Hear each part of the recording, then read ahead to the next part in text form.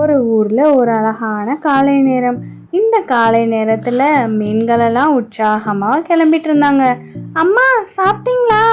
சாப்பிட்டேன் கண்ணு, நீ சாப்பிட்டியா? சாப்பிட்டேம்மா. நீங்க காலையில எந்திரிச்சு போய் எனக்காக பிடிச்சிட்டு வந்த இறை ரொம்ப அருமையா இருந்துச்சுமா. ரொம்ப நன்றிம்மா. நன்றி சொல்றது ரொம்ப நல்ல பழக்கம் குழந்தை. ரொம்ப நன்றி. அதே குளத்துக்குள்ள ஒரு சோம்பேறி முதலை வாழ்ந்து வந்துச்சு. அந்த சோம்பேறி முதலை அந்த குளத்தை விட்டு வெளியே போகவே போகாதான். அந்த முதலைக்கு ஒரு தம்பியும் இருந்தானா. ஆனா அந்த தம்பி ரொம்ப சுறுசுறுப்பானவனா. காலையில எந்திரிச்ச உடனே குளிச்சுட்டு பிரஷ் பண்ணிட்டு தான் இறைய தானே தேடுறதுக்கு இப்படி கிளம்பிடுவானா. நல்ல உணவை தேடி கண்டுபிடிச்சு அவனே சாப்பிட்டு இந்த குளத்துக்கு வந்துருவானா.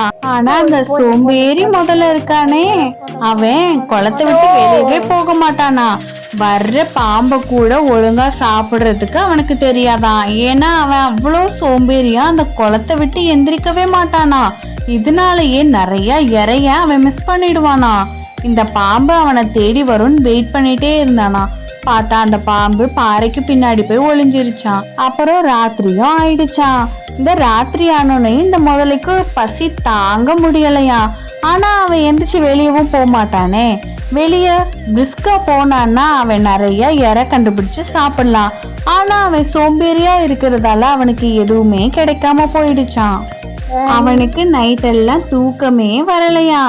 என்ன பண்றது, எப்படி சாப்பிடுறதுன்னு சோம்பேறித்தனமா உக்காந்த இடத்துல இருந்தே யோசிச்சானா.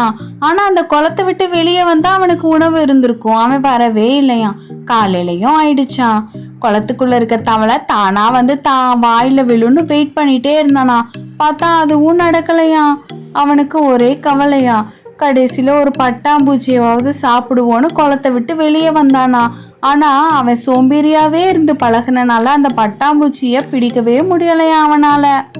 குழந்தைங்களா பாத்தீங்களா, எப்பயுமே நம்ம சோம்பேறித்தனமா இருந்தா நமக்கு எதுவுமே கிடைக்காது. நம்ம காலையில சீக்கிரமா எழுந்திரிச்சு காலை கடனை முடிச்சுட்டு பிரஷ் பண்ணிட்டு குளிச்சுட்டு நம்ம வேலையை நம்ம பார்க்க ஆரம்பிச்சோம்னா நமக்கு கிடைக்க வேண்டியது தானா கிடைக்கும். ஆனா நம்ம முயற்சி மட்டும் செய்யணும்.